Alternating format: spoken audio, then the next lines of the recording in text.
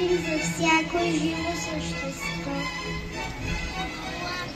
Лампите гаси, енергията и водата блести.